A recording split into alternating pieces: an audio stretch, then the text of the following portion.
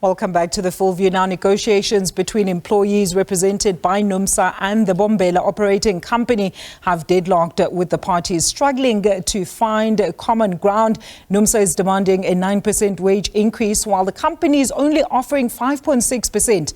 Workers also demanding that the company contribute 60% towards medical aid costs, as well as increase the housing allowance to 2,000 Rand a month. Let's now welcome Phakamile Hlubi-Majola, who is the NUMSA spokesperson, to shed some more light on these latest developments. Phakamile, great having you with us. A very good evening. So tell us more about this now revised 9% increment demanded by the workers. How far are you with negotiations with Gautrain management, and has there been any response to this revised offer?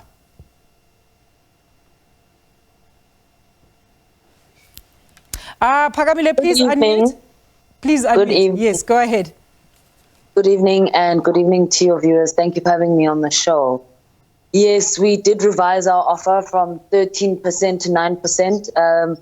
This was the 9% is a reflection of where we were by the time we deadlocked with the employer in the middle of June.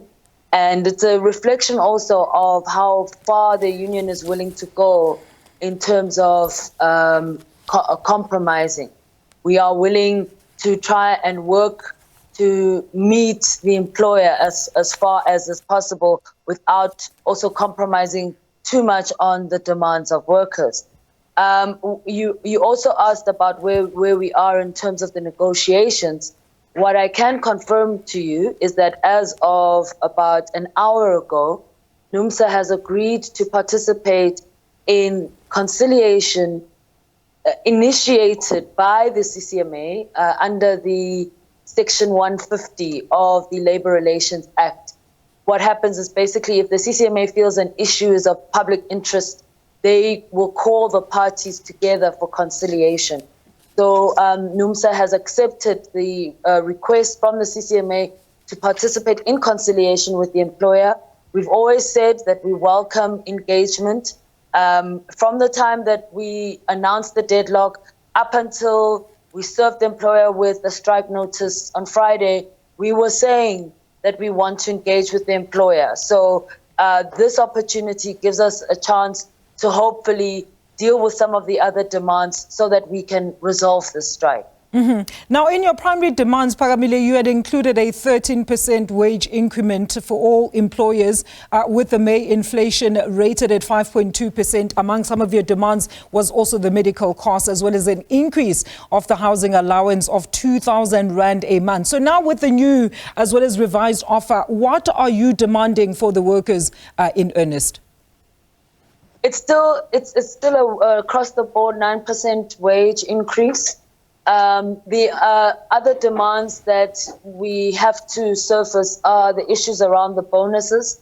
The Gautrain management paid itself bonuses together with a few other staff, office workers. They paid themselves 22,000 Rands in bonuses. And this was a bonus that was not a performance-based bonus, but blue-collar workers at Gautrain were denied this bonus. And we feel that this is very unfair. Bonuses are a reflection of the performance of the company. Gautrain would not be able to reach any type of performance without ordinary workers, certainly the blue-collar workers who are actually responsible for the performance of the Gautrain. So it is our view that if there are that when bonuses are paid, all workers must receive bonuses.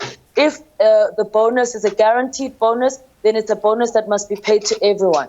Not just a situation where you've got executive management who pay themselves and a few other workers whilst denying the bulk of ordinary blue-collar workers who are actually the ones who are responsible for doing most of the work. The other issue that we want to also stress is that we unfortunately do need for Gautrain management to recognize the fact that we are a recognized union at Gautrain. And in terms of that, we have rights. And one of the rights we are demanding is that our members must be represented by NUMSA shop stewards, which unfortunately is something that Gautrain has not really been working with us on. Even if as an organization you don't like a union, you must respect the constitutional choice that workers have in choosing unions. So these are some of the things that we're hoping we can iron out when we meet in that Section 150 conciliation.